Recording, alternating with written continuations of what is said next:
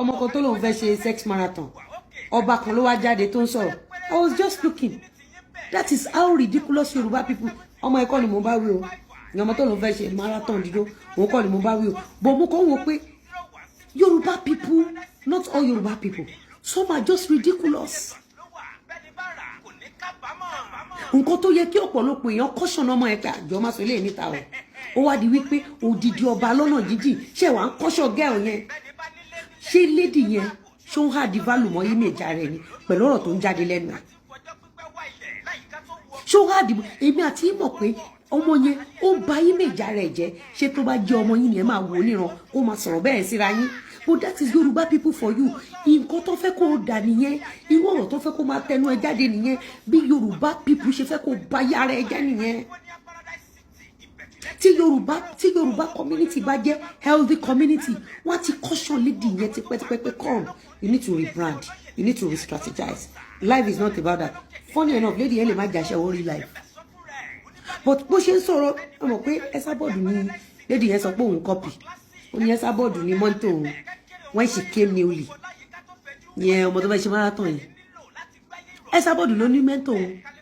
ó lé Esabod ní mẹ́ntò òun màtẹ́pẹ́ Esabod máa yẹ dílẹ̀ á máa yẹ bólẹ̀ á máa ṣe ogbẹ̀ ẹ máa pàtẹ́wọ́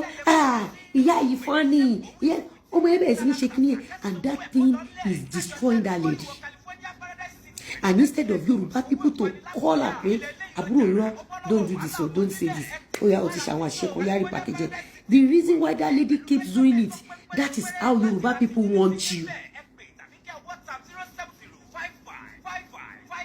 and that is the reason the lady is free she's free to do anything go and look at people that Yoruba people accepted on cyberspace they are people that are living no life go and check it out. Go and check it. Ṣé tó bá jẹ́ pé ọmọ wọn lọmọ yẹn wọ́n máa wò níran nígbà Esabod bẹ̀rẹ̀ Esabod sọ pé òun òbòwú rẹ̀ ọmọ náà ṣe òbòwú rẹ̀ she was young then she was young that lady become what she become today because of Esabod tí n bá parọ́ kẹ́ máa já mi she was a very decent girl before. The moment she saw Esabod, man, oh mama fall fucking ẹ wò gbóhùn bó ṣe ní that lady just started one day. When she started, she said, òun ní mama o, mama Esabod ní mama òun o, bí eré.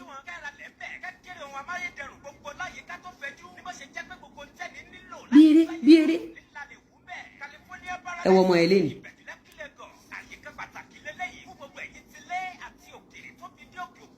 Esabod máa ní iṣu ògbóhùnrè o iṣu ògbóhùnrè now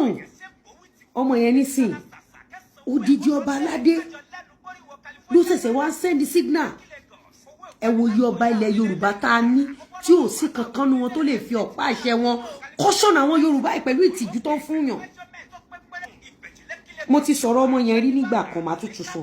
that lady may be a most decent that lady